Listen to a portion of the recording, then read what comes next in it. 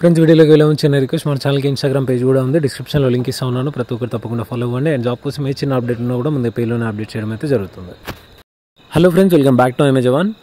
Friends, ఈ video వచ్చేసి కంప్లీట్గా అగ్నివర్ ఎవరైతే అప్లై చేయాలనుకుంటా ఉన్నారో, లేదు నేను ఒక సోల్జర్ కావాలి అనుకుంటున్నానో, అది ఏ జాబ్ అయినా పర్లేదు, అగ్నివర్ అయినా పర్లేదు, సిఏపిఎఫ్ అయినా పర్లేదు, నాకు యూనిఫామ్ జాబ్ రావాలి అని చెప్పి మీరు ట్రై చేస్తుంటే డెఫినెట్గా ఈ వీడియో అయితే చూడండి. సో ఈ వీడియోలో నేనేం ఎక్స్ప్లెయిన్ చేయబోతా ఉన్నాను అంటే, సో మనకి అగ్నివర్ నోటిఫికేషన్స్ చాలా రిలీజ్ అవుతూ ఉన్నాయి. అండ్ ఇన్స్టాగ్రామ్లో కూడా చాలామంది అడుగుతూ ఉన్నారు, అన్న నా క్వాలిఫికేషన్ అయితే నేను అగ్నివర్కి అప్లై చేసుకోవచ్చా అని చెప్పేసి. సో అగ్నివర్కి అప్లై చేయడం వల్ల బెనిఫిట్స్ ఏంటి, లాసెస్ ఏంటి, అండ్ కెరియర్ ఎట్లా ఉంటుంది, సో అవన్నీ కూడా నేను వీడియోలో ఎక్స్ప్లెయిన్ చేస్తాను. సో బ్రదర్, నేను ఈ పేపర్ మీద స్క్రిప్ట్ రాసుకొని ఎప్పుడు కూడా వీడియో చేయను, చాలా తక్కువ, 1-2 వీడియోస్ ఉంటాయి అట్లా చేసాయి. అందులో ఇది ఇంకొక వీడియో అన్నమాట. సో కంప్లీట్గా నేనైతే ఒక రాసుకున్నాను, అగ్నివర్కి పారామిలిటరీ కావచ్చు, పర్మనెంట్ జాబ్ కావచ్చు, ఎన్ని డిఫరెన్సెస్ ఉన్నాయి, ఎట్లా ఉంటుంది కెరియర్, సో అవన్నీ కూడా నేను ఎక్స్ప్లెయిన్ చేస్తాను. డెఫినెట్గా వీడియో ఎండింగ్ వరకు చూడండి. అండ్ నేను ఈ వీడియో జస్ట్ ఒక గైడెన్స్ కోసం మాత్రమే చెప్తా ఉన్నాను. సో అగ్నివర్ అనేది రాంగ్ సిస్టమ్ అని కావచ్చు, లేకపోతే ఇంకేదో అని అయితే నేను చెప్పట్లేదు. సో దేశం పరంగా ఆలోచిస్తే Agniveer is the best scheme brother. So ఎందుకంటే మనకు డిఫెన్స్లో పెట్టే బడ్జెట్లో చాలా మట్టికి శాలరీస్ అని, పెన్షన్స్ అని చెప్పేసి పోతూ ఉన్నాయి. సో దాన్ని ఓవర్కమ్ చేయడానికి అగ్నివర్ అనే మంచి పాలసీని తీసుకొచ్చినారు. సో దేశం పరంగా అగ్నివర్ అనేది పర్ఫెక్ట్ స్కీమ్. సో అదొక ప్రతి ఒక్క ఫోర్స్లో కావచ్చు, ఈవెన్ పారామిలిటరీలో కూడా స్టార్ట్ చేసినారు అనుకోండి.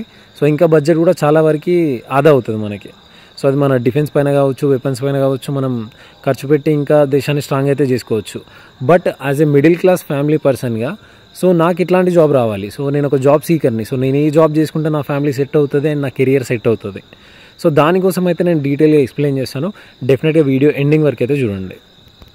ఫస్ట్లీ ఇక్కడ డిస్కస్ చేసేది temporary job and permanent job. So friends, ఇప్పుడు ఎవరైతే అగ్నివర్లో జాయిన్ అవుతా ఉన్నారో, సో అగ్నివర్ అనేది ఒక జాబ్ లాగా అయితే ఎవరు ట్రీట్ చేయరు బ్రదర్. సో ఇదేంటి అంటే జస్ట్ 4 years ఒక వాలంటరీ లాగా. సో ఈ 4 yearsలో మీకు జాబ్ వచ్చింది అనుకోండి, అంటే మీరు యాజ్ ఏ అగ్నివర్గా సెలెక్ట్ అయినారు అనుకోండి, అది ఆర్మీ కావచ్చు, నేవీ కావచ్చు, ఎయిర్ ఫోర్స్ కావచ్చు. సో ఇందులో జస్ట్ మీరు 4 years అయితే సర్వీస్ చేయాల్సి ఉంటుంది. అండ్ ఈ 4 years అయిపోయిన తర్వాత మీరు ఎంతమంది అయితే రిక్రూట్ అయినారో అందులో పర్ ఇయర్కి 25% అయితే రిక్రూట్ చేసుకోవడం జరుగుతుంది. సో మీ జాబ్ అనేది పర్మనెంట్ అయింది అనుకోండి, ఆ 25%లో no issues. In case permanent కాలేదు అనుకోండి, సో మిమ్మల్ని మళ్ళీ తిరిగి ఇంటికి అయితే పంపిస్తారు. సో ఇంటికి పంపించేటప్పుడు మీకు 12 లక్షలు అయితే మీ చేతిలో పెడతారు. అండ్ ఈ 12 లక్షలు మీ చేతిలోకి వచ్చిన తర్వాత మీకు కావచ్చు, గవర్నమెంట్ కావచ్చు, ఎట్లాంటి సంబంధం అయితే ఉండదు. అండ్ అన్న మరి అగ్నివర్గా చేసిన వాళ్ళకి ఏదైనా బెనిఫిట్ ఉంటుందా అంటే, సో మనకి 2 ఉన్నాయి బ్రదర్. ఒకటి ఏంటి అంటే పర్మనెంట్ అయిపోయింది అనుకోండి, మీకు మళ్ళీ ఆర్మీ పే అనేది, అంటే గౌట్ పే అనేది స్టార్ట్ అవుతుంది. 4 years తర్వాత మీ సర్వీస్ అనేది 0 నుంచి స్టార్ట్ అవుతుంది అనమాట. ఈ 4 years మీకు సర్వీస్లోకి కౌంట్కి రాదు. అండ్ ఈ 4 years ఎట్లాంటి ఇంక్రిమెంట్ కూడా ఉండదు. 4 years తర్వాత మీది పర్మనెంట్ అయినాకనే మీకు గౌట్ పే అనేది స్టార్ట్ అవుతుంది. And in case me permanent కాలేదు అనుకోండి, సో మీరు ఇంటికి వచ్చినారు అనుకోండి, ఎస్ఎస్సి జీడీ అంటే సిఏపిఎఫ్ ఫోర్సెస్లో మీకు 10% అయితే రిజర్వేషన్ ఇస్తూ ఉన్నారు. ఫర్ ఎగ్జాంపుల్ మన ఆంధ్రప్రదేశ్ కోసం మాట్లాడుకుందాము, 2000 పోస్టులు వేసినారు అనుకోండి, అందులో 10% అంటే దాదాపు 200 పోస్టులు ఎవరైతే ఈ అగ్నివర్లో కంప్లీట్ చేశారో సర్వీస్ అనేది, సో వాళ్ళకి రిజర్వేషన్ అయితే ఉంటుంది. And permanent job like minister of defence కావచ్చు, గ్రూప్ సి కావచ్చు, సిఏపిఎఫ్ కావచ్చు. సో నేను మెయిన్గా ఎక్కువ ఫోకస్ చేసేది ఏంటంటే సిఏపిఎఫ్ కోసం, సెంట్రల్ ఆర్మర్డ్ పోలీస్ ఫోర్సెస్ అంటారు. ఇందులో మనకి బిఎస్ఎఫ్ వస్తుంది, సిఆర్పిఎఫ్ వస్తుంది, ఎస్ఎస్బి వస్తుంది, ఐటీబీపీ వస్తుంది, సిఎస్ఎఫ్ వస్తుంది, ఈవెన్ అస్సాం రైఫిల్స్ కూడా వస్తుంది. సో వీటిలో ఎట్లా ఉంటుంది అంటే, ఫర్ ఎగ్జాంపుల్ మీరే ఉన్నారు, సో ఎస్ఎస్సి జీడీలో మీరు సిఐఎస్ఎఫ్కి సెలెక్ట్ అయినారు. సో ఈ సిఐఎస్ఎఫ్ ఏంటి అంటే, ఒకసారి జాబ్ వచ్చింది అనుకోండి, మీరు లైఫ్ లాంగ్ జాబ్ అనేది చేసుకోవచ్చు బ్రదర్. సో అన్న ఎన్ని సంవత్సరాల వరకు మనం జాబ్ అనేది చేసుకోవచ్చు అంటే, మీ ఏజ్ అప్ టు 62 years వచ్చేంత వరకు కూడా మీరు చేసుకోవచ్చు. సో 62 years వచ్చిన తర్వాత మీరు రిటైర్ అయినారు అనుకోండి, దాన్ని సూపర్ నేషన్ అంటారు. అన్న మరి అందరు 20 years చేసుకుని ఇంటికి వస్తారు కదా అంటే, సో ఇందులో కూడా మనం 20 years సర్వీస్ అనేది కంప్లీట్ చేసుకుని ఇంటికి రావచ్చు. సో దాన్ని ఫుల్ రిటైర్మెంట్ అన్నారు, వాలంటరీ రిటైర్మెంట్ విఆర్ అంటే చెప్పేసి అంటారు అనమాట. సో నెక్స్ట్ వచ్చేసి శాలరీస్ కోసం మాట్లాడుకోవాలి. సో ఇక్కడ శాలరీస్ ఎవరైతే అగ్నివర్కి రిక్రూట్ అవుతారో, అగ్నివర్కి ఒక స్పెషల్ ప్యాకేజ్ అనేది ఉంది బ్రదర్. సో ఫస్ట్ ఇయర్ ఇంత, సెకండ్ ఇయర్ ఇంత, థర్డ్ ఇయర్ ఇంత, ఫోర్త్ ఇయర్ ఇంత అని చెప్పేసి. బట్ పెద్ద డిఫరెన్స్ ఏం లేదు. సో ఫస్ట్ ఇయర్ చూసుకోండి, మీరు రిక్రూట్ అయినారు అనుకోండి, మీకు గ్రాస్ పే వచ్చేసి 13,000, అందులో నుంచి 9,000 కటింగ్స్ పోను మీకు ఎవ్రీ మంత్ 21,000 to 22,000 మధ్యలో బై హ్యాండ్ అయితే చేతికి వస్తుంది. అదే మీరు పారామిలిటరీలో ఒక సిఎస్ఎఫ్లో సెలెక్ట్ అయినారు అనుకోండి, ఫ్రమ్ ద డే 1 నుంచే మీ శాలరీ అనేది స్టార్ట్ అవుతుంది. And per month by hand వచ్చేసి 35,000 వస్తుంది బ్రదర్. అండ్ కటింగ్స్ ఇందులో ఎన్పీఎస్ అని చెప్పేసి ఉంటుంది, అండ్ ఫుడ్ బిల్ అని చెప్పేసి ఉంటుంది. సో అవి పోను బై హ్యాండ్ మీకు 35,000 నెల అయితే వస్తుంది. అది పారామిలిటరీలో ఏ ఫోర్స్ అయినా కావచ్చు. అండ్ ఇదంతా ఎందుకు చెప్తున్నావు బ్రో, ఏదైనా జాబే కదా, ఏదైనా దేశం కోసమే చేస్తున్నాం కదా అంటే, రైట్ బ్రదర్, డెఫినెట్లీ మనం దేశం కోసమే చేస్తున్నాము. బట్ ఇక్కడ జాబ్లో డిఫరెన్సెస్ అనేది ఉంది కదా. సో ఇప్పుడు అగ్నివరికి సిఏపిఎఫ్కి సెలెక్ట్ అవ్వడంలో సేమ్ ఎఫర్ట్ బ్రదర్. అదే 1.5 year మినిమం మీకు జాబ్ రావాలంటే ఎన్ని సంవత్సరాలు పడుతుంది? Minimum 1.5 year, maximum 3 years. So proper effort పెట్టినాం అనుకోండి, ఈ గ్యాప్లో మనం జాబ్ అనేది కొట్టవచ్చు. సో జాబ్ కొట్టడం అంత ప్రాబ్లం ఏం కాదు బ్రదర్. బట్ ఎట్లాంటి జాబ్ కొడుతున్నాము, మన కెరియర్ ఎట్లా ఉంటుంది చూజ్ చేసుకోవడం ఇంపార్టెంట్ కదా. సో మీరు అగ్నివర్గా సెలెక్ట్ అయినారు, సో 25%లో పర్మనెంట్ కాకపోతే ఏంది పరిస్థితి? సో ఇప్పుడు మీరు 2 సంవత్సరాలు ఎఫర్ట్ పెట్టింది అది వృధానే కదా. సో అదే 2 సంవత్సరాలు మీరు సిఏపిఎఫ్ మీద పెట్టండి, ఒకసారి జాబ్ వచ్చింది అంటే లైఫ్ లాంగ్ సెట్ అయిపోద్ది కదా. సో నేను ఈ బెనిఫిట్స్ అనేవి మీకు అర్థం అవ్వడానికి డీటెయిల్గా అయితే ఎక్స్ప్లెయిన్ చేస్తున్నాను. అండ్ ఇంకా శాలరీస్ కోసం డీటెయిల్ కనుక మాట్లాడుకుంటే, as a CAPF constable gross salary ఒక 40,000 వేసుకోండి. అది ఇంకా డిపెండింగ్ అపాన్ లొకేషన్, మనం చేసే లొకేషన్ మీద కూడా మన శాలరీ అనేది డిపెండ్ అయి ఉంటుంది. ఫర్ ఎగ్జాంపుల్ నార్మల్ ప్లేస్లోనే చేస్తున్నారు, ఆయనకి 40,000 వస్తూ ఉంది. సో ఇయర్ మొత్తం క్యాలిక్యులేట్ చూసుకుంటే ఎంత అవుతుంది? 10 నెలలకి 4 లక్షలు అండ్ ఆ 2 monthsకి 80,000. So 4.8 lakh per Yanam. అదే అగ్నివర్గా రిక్రూట్ అవుతే వాళ్ళ శాలరీ ఎంత వస్తుంది అంటే 3.8 lakh per annum gross. So వీళ్ళకి అగ్నివర్గా ఎవరైతే రిక్రూట్ అవుతారో వాళ్ళకి ఎవ్రీ మంత్ 9,000 అనేది కటింగ్ స్కిన్కి అయిపోతుంది బ్రదర్. అదే ఎవరైతే సిఏపిఎఫ్లో రిక్రూట్ అవుతారో సో వాళ్ళకి ఏంటి అంటే basic pay and DA. So మన బేసిక్ పే ఎంత అంటే కానిస్టేబుల్కి 21,700 అండ్ ప్రజెంట్ వచ్చేసి డిఏ 38% మన నడుస్తూ ఉంది. సో ఇప్పుడు మార్చ్లో ఇంక్రిమెంట్ అవుతుంది, అప్ టు 42% వరకే అవుతుంది మనకి. So basic pay plus DA ఇందులో నుంచి 10% అయితే మన శాలరీ నుంచి కట్ అవుతుంది. అండ్ దానికి గవర్నమెంట్ వాళ్ళు 14% అయితే యాడ్ చేస్తారు. దాన్ని తీసుకెళ్ళి ఎన్పిఎస్ అనే వాళ్ళ చేతిలో పెడతారనమాట, నేషనల్ పెన్షన్ స్కీమ్ అని చెప్పేసి. సో ఈ ఎన్పిఎస్ వాళ్ళు ఏంటి అంటే మళ్ళీ 3 స్టాక్స్లో డబ్బులు అనేది పెడతా ఉన్నారు. ఒకటి వచ్చేసి ఎస్బీఐ, ఇంకోటి యూటీఐ ఫండ్ ఏదో ఉంది, నెక్స్ట్ వచ్చేసి ఎల్ఐసి. ఒకవేళ మార్కెట్ పెరిగింది అనుకోండి, సో మన డబ్బులు కూడా పెరుగుతాయి. సో ప్రజెంట్ ఎన్పిఎస్లో ఇంట్రెస్ట్ రేట్ ఎంత నడుస్తూ ఉంది అంటే 7.5 to 8.5 మధ్యలో ఇంట్రెస్ట్ రేట్ అయితే నడుస్తూ ఉంది. అండ్ నెక్స్ట్ ఇంక్రిమెంట్ కోసం కనుక మాట్లాడుకుంటే, సో అగ్నివర్కి ఇంక్రిమెంట్ ఉంది అని అయితే ఎక్కడ రిలీజ్ చేయలేదు బ్రదర్. బట్ మేబీ ఫ్యూచర్లో ఉంటే ఉండొచ్చు, లేకపోతే లేదు, అదైతే క్లారిటీ లేదు. బట్ ఎవరైతే సిఏపిఎఫ్ కానిస్టేబుల్గా రిక్రూట్ అవుతారో సో వీళ్ళకి ఏంటి అంటే ఎవ్రీ ఇయర్ జూలై నెలలో వాళ్ళ బేసిక్ పే అనేది 3% పెరుగుతుంది బ్రదర్. ఇప్పుడు ఎవరైతే కానిస్టేబుల్గా రిక్రూట్ అవుతారో అంటే 21,000కి 21,700కి మీరు కానిస్టేబుల్గా రిక్రూట్ అయినారు అనుకోండి. సో మళ్ళీ ఈ జూలైలో మీ శాలరీ అనేది 3% పెరుగుతుంది. ఆ శాలరీ ఎంత అవుతుంది అంటే అప్పుడు 22,400 అవుతుంది. అండ్ మనకి every year 2 times DA, dearness allowance అని చెప్పేసి అంటారు, కరువు బత్యం అంటారు తెలుగులో. సో అది ఎవ్రీ ఇయర్ 2 times అయితే మనకి యాడ్ అవుతుంది. ఒకటి వచ్చేసి జనవరిలో, ఇంకొకటి వచ్చేసి జూలై ఆ టైంలో అయితే యాడ్ అవుతుంది మనకి. సో ఈ డిఏ యాడ్ అవ్వడం వల్ల ఏందన్న బెనిఫిట్ అంటే, ఒకటి సింపుల్గా గుర్తుపెట్టుకోండి, డిఏ అనేది ఎట్లా ఇంక్రీజ్ అవుతుంది, మనకి బేసిక్ పే మీద ఇంక్రీజ్ అవుతుంది. సో మన బేసిక్ పే ఇంక్రీజ్ అయిందనుకోండి, ఆటోమేటిక్గా డిఏ ఇంక్రీజ్ అవుతుంది. డిఏ ఇంక్రీజ్ అయిందనుకోండి, మన ఎన్పిఎస్ ఉంటుంది కదా, సో మన దగ్గర నుంచి కట్ అయ్యే డబ్బులు కావచ్చు అండ్ గవర్నమెంట్ యాడ్ చేసే డబ్బులు కావచ్చు, రెండు కూడా ఎక్కువ కట్ అయ్యి సో మనకి ఫర్దర్గా సేవింగ్స్ అయితే ఉంటాయి. అండ్ నెక్స్ట్ వచ్చేసి లీవ్స్ కోసం మాట్లాడుకుందాము. ఫస్ట్లీ అగ్నివర్ కోసం మాట్లాడుకుందాము. సో అగ్నివర్గా ఎవరైతే రిక్రూట్ అవుతారో వాళ్ళకి పర్ ఇయర్ వచ్చేసి ఓన్లీ 30 రోజులు మాత్రమే లీవ్ అయితే వీళ్ళు శాంక్షన్ చేస్తూ ఉన్నారు. అండ్ ఎవరైతే సిఏపిఎఫ్లో కానిస్టేబుల్గా రిక్రూట్ అవుతారో వాళ్ళకి వచ్చేసి 60 EL ఉంటాయి బ్రదర్. EL అంటే ఎర్నర్ లీవ్. సో వీళ్ళకి ఎట్లాంటి శాలరీ అనేది కట్ కాదు. సో ఈవెన్ అగ్నివర్లో 1 month ఇయర్కి కూడా ఎట్లాంటి శాలరీ అనేది కట్ కాదు. అండ్ వీళ్ళకి 60 రోజులతో పాటు అడిషనల్గా 15 days CL అని చెప్పేసి ఉంటుంది అనమాట, క్యాజువల్ లీవ్ అని చెప్పేసి. సో ఇందులో Saturdays, Sundays, festivals extra add అవుతాయి. సో ఈ 15 days కాస్త ఏమవుతుంది అంటే 20 to 25 daysగా అయిపోతుంది అనమాట.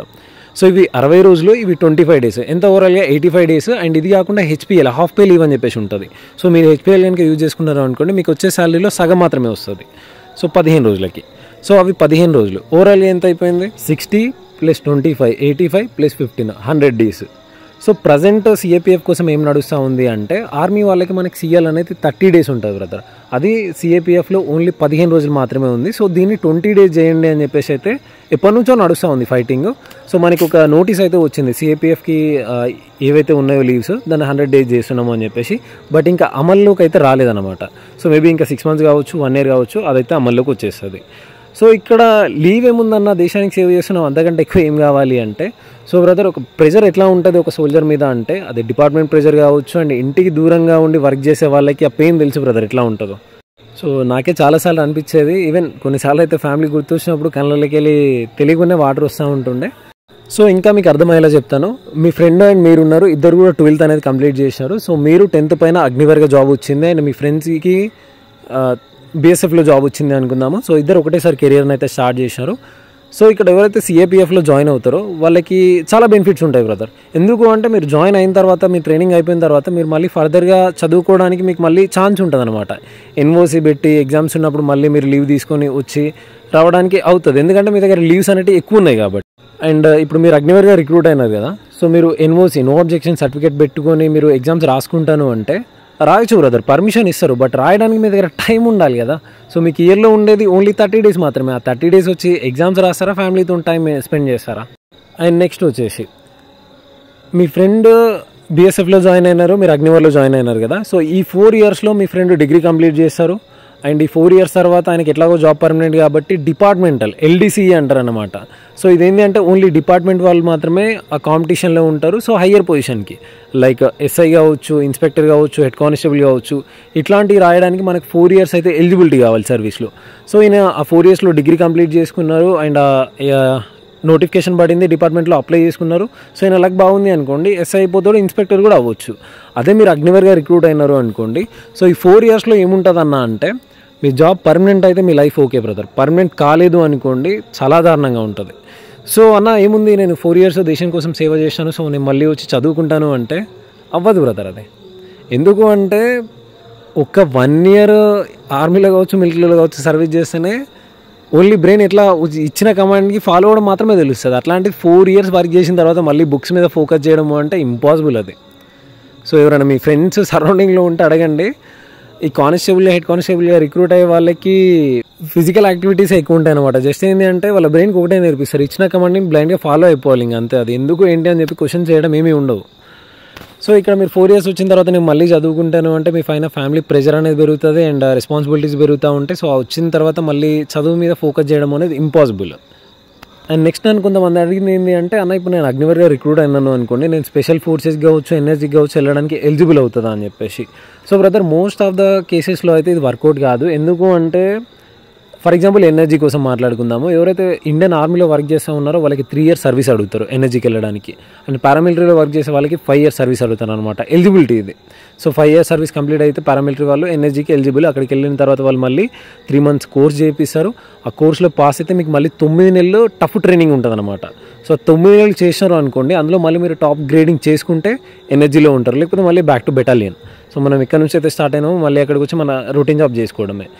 సో ఇక్కడ మరి అగ్నివేర్ కోసం మాట్లాడుకుంటే సో మీకు ఉన్నదే 4 years టైం కదా. సో ఈ 4 yearsలో మీకు వేరే ఫోర్సెస్కి పంపించి ట్రైన్ చేసినారు అనుకోండి, ఫర్దర్ మీ జాబ్ 25%లో లేదు అనుకోండి, సో మీ మీద పెట్టిన టైం కావచ్చు, ఎఫర్ట్ కావచ్చు, డబ్బులు కావచ్చు వేస్ట్ అయిపోతుంది కదా.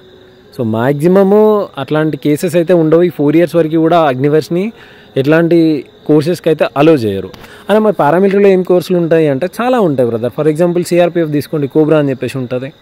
అండ్ లైక్ ఇన్స్ట్రక్టర్ కోర్స్ కావచ్చు, డ్రిల్ కోర్స్ కావచ్చు. అండ్ మీకు ప్యాషన్ ఉంటే ఎన్ఎస్జీకి వెళ్ళొచ్చు, ఎన్డీఆర్ఎఫ్కి వెళ్ళొచ్చు. అది సర్వీస్ అన్నమాట, depends upon service and interest. Benefits కోసం కనుక మనం మాట్లాడుకుంటే సో ఎవరైతే అగ్నివేర్గా రిక్రూట్ అవుతారో వాళ్ళకి ఒక క్యాంటీన్ కార్డ్ అనేది ఇష్యూ చేస్తారు బ్రదర్.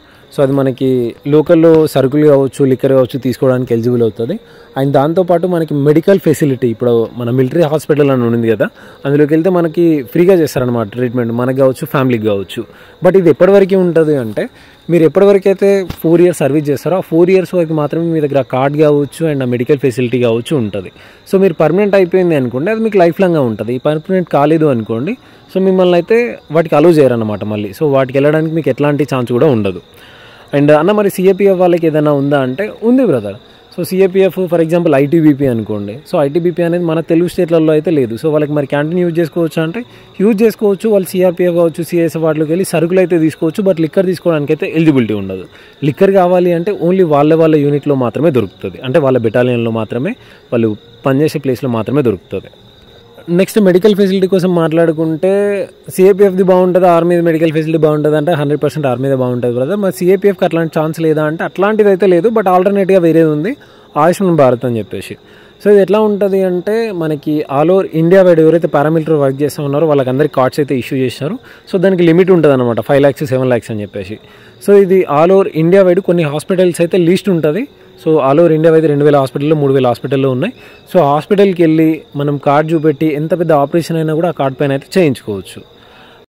సో ఎట్లాంటి డబ్బులు కావచ్చు అండ్ ఏది కూడా పే చేయాల్సిన అవసరం లేదు. బట్ మిలిటరీతో కంపేర్ చేసుకుంటే ఇదంతా బెనిఫిట్ అయితే అనిపించట్లేదు బ్రదర్. అన్ని హాస్పిటల్ పెడితేనేమో అప్పుడు మనకు బెనిఫిట్. సో ఏ హాస్పిటల్కి కార్డు చూపెట్టినా కూడా మనకి నడుస్తుంది. సో అదే ఓన్లీ లిమిటెడ్ హాస్పిటల్స్ అంటే అది మనకి సరౌండింగ్లో ఉండదు. అండ్ మన స్టేట్లో కూడా చాలా తక్కువ హాస్పిటల్స్ ఉన్నాయి. సో ఇది మెడికల్ ఫెసిలిటీ కోసము సిఏపిఎఫ్కి.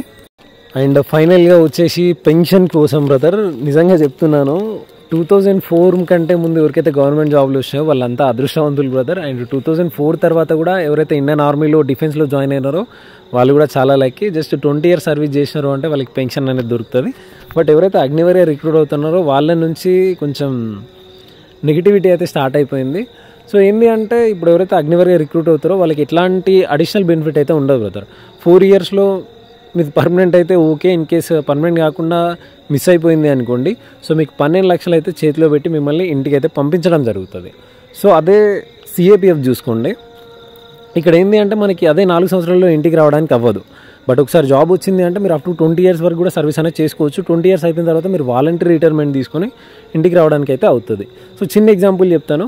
సో ఒక మా సీనియర్ ఉండే, సో ఆయన రీసెంట్గా వీఆర్ రిటైర్మెంట్ తీసుకొని వెళ్ళిపోయాను అనమాట. ఆయన సర్వీస్ వచ్చేసి 22 years అట్లా కంప్లీట్ అయిపోయింది. సో వెళ్ళేటప్పుడు ఏంటి అంటే బై హ్యాండ్ ఆయనకి 25 lakhs వరకు క్యాష్ ఇచ్చింది. అండ్ ఆయన వెళ్ళేటప్పుడు ఆయన బేసిక్ పే వచ్చేసి 42,000 44,000 ఉంది. సో ఎవ్రీ మంత్ ఆయనకి ఇప్పుడు వచ్చే బేసిక్ పేలో సగం అయితే పెన్షన్గా దొరుకుతుంది అన్నమాట. సగం అంటే ఎంత, పర్ మంత్కి 22,000. సో ఆయన నన్ను క్వశ్చన్ అడిగినారు, అరే మహేందర్ మరి నీకు ఒకవేళ అంటే నువ్వు ఇప్పుడు రిటైర్ అయినావు అనుకో, నీకు 25 lakhs వస్తే నువ్వేం చేస్తావు అని చెప్పేసి. సో ఆయనకి 2 చెప్పినాను నేను. ఒకటి వచ్చేసి ఏంటి అంటే బిజినెస్ చేయొచ్చు అన్న, ఇంకోటి వచ్చేసి ఆ డబ్బులు కనుక నేను ఎవ్రీ మంత్ బ్యాంక్లో వేసుకున్నాను అనుకోండి, నేను 0 వర్క్ అసలు ఏం వర్క్ చేయకుండా నెలకు 15,000 నాకు ఇంట్రెస్ట్ వస్తుంది ఆ డబ్బుల పైన. అండ్ ఆ పెన్షన్ ఏదైతే ఉందో 22,000, సో 22,000 ప్లస్ 15,000, సో 37,000 అనుకోండి, అప్రాక్సిమేట్లీ 40 అనుకోండి ఇంకా. సో నేను 0 వర్క్ చేస్తున్నాను, బట్ నెలకి 40,000 వస్తున్నాయి భయ్యా.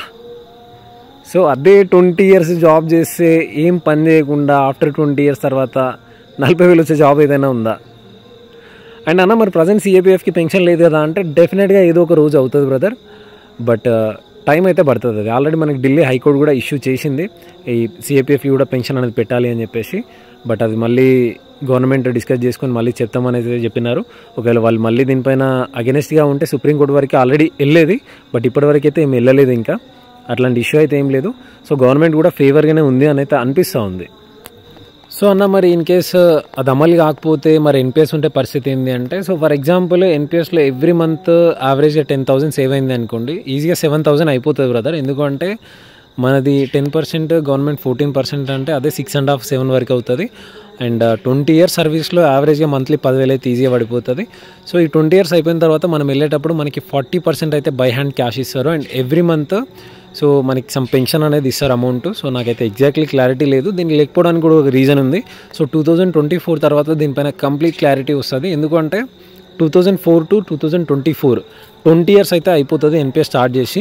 అండ్ అప్పుడే ఫస్ట్ వాలంటరీ రిటైర్మెంట్ అనేది ఎన్పిఎస్ నుంచి జరుగుతుంది. సో అప్పుడే మనకి కంప్లీట్ క్లారిటీ అయితే రావడం జరుగుతుంది.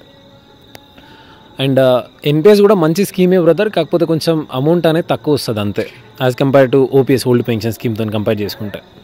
నేను 20 years చేయను అప్ టు లైఫ్ మొత్తం అంటే ఓవర్ సూపర్ నేషన్ కంప్లీట్ చేసుకుని వెళ్తాను అంటే మీరు ఇంటికి వెళ్ళేటప్పుడు 2050-60 ఆ టైంలో కొన్ని కోట్లు వస్తాయి బ్రదర్. 1.5 to 2 crore మధ్యలో వస్తుంది బై హ్యాండ్కి. అది కాకుండా మళ్ళీ ఎవ్రీ మంత్ శాలరీ వేరే అనుకోండి.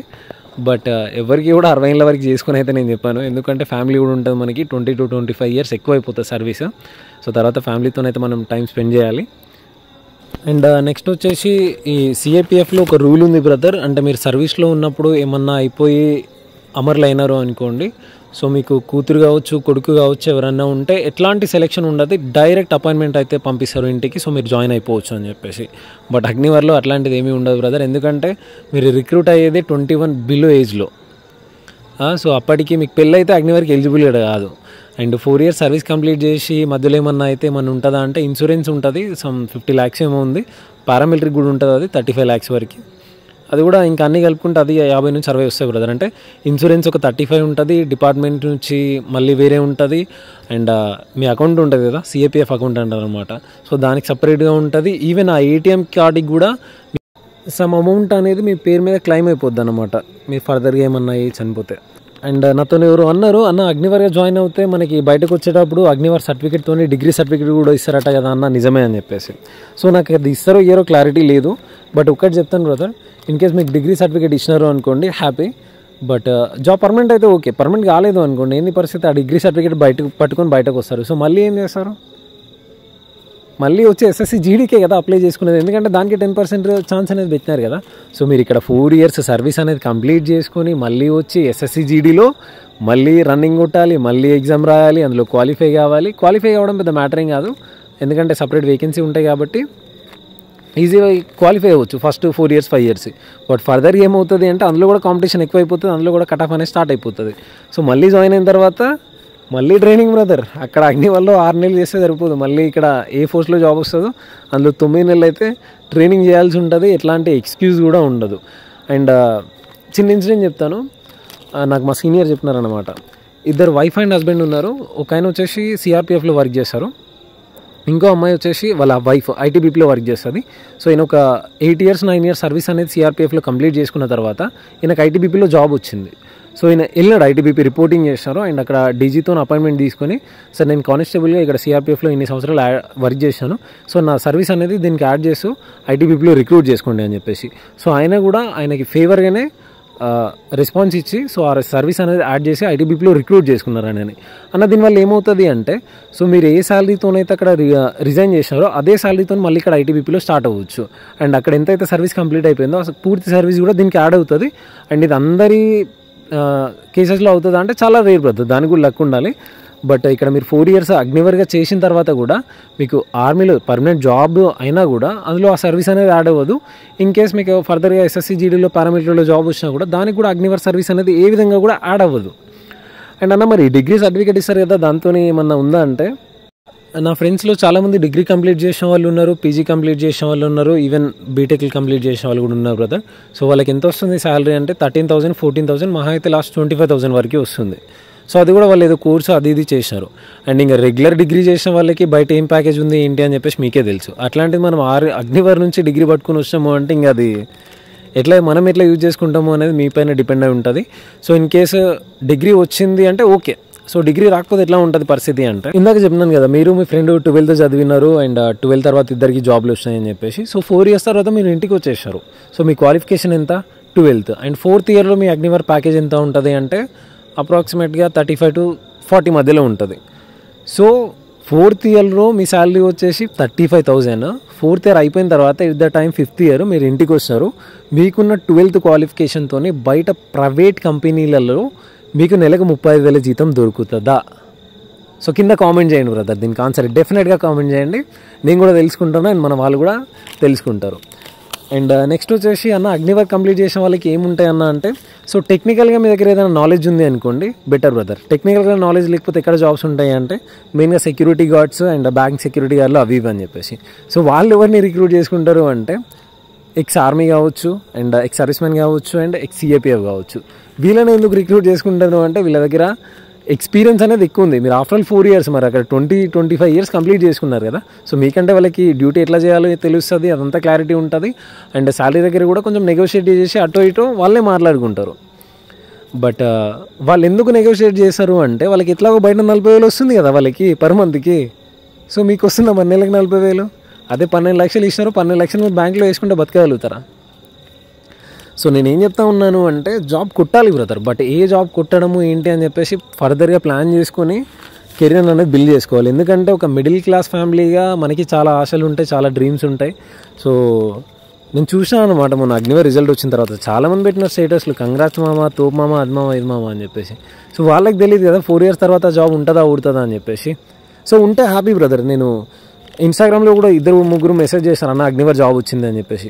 సో మనస్ఫూర్తిగా పర్మనెంట్ జాబ్ కావాలని చెప్పేసి కోరుకుంటున్నాను బ్రదర్ అని చెప్పేసి వాళ్ళకి నేను రిప్లై ఇస్తాను. ఏం రిప్లై ఇస్తాను ఇంకా, అంతే కదా. సో ఇవాళ కోసం ఆలోచిస్తున్నాడు, బట్ నేను ఫర్దర్గా వాళ్ళ కోసం, వాళ్ళ కెరియర్ కోసం, వాళ్ళ ఫ్యామిలీ కోసం చెప్తున్నాను. సో ఏంటి అంటే అప్లై చేసుకోవడము చేసుకోకపోవడము అనేది మీ ఇష్టం బ్రదర్. బట్ అప్లై చేసుకుంటే కెరీర్ ఎట్లా ఉంటుంది అగ్నివర్ సైడ్, అదే పర్మనెంట్ సైడ్ ఫోకస్ చేస్తే ఎట్లా ఉంటుంది అనేది కంప్లీట్గా వీడియో చేశాను. అండ్ ఇంకా మీకు ఏదైనా డౌట్ ఉంటే కూడా డెఫినెట్గా మీరు కామెంట్ చేయండి, ఇన్స్టాగ్రామ్ కూడా మెసేజ్ చేయండి. Finally thank you for watching video. జై హింద్.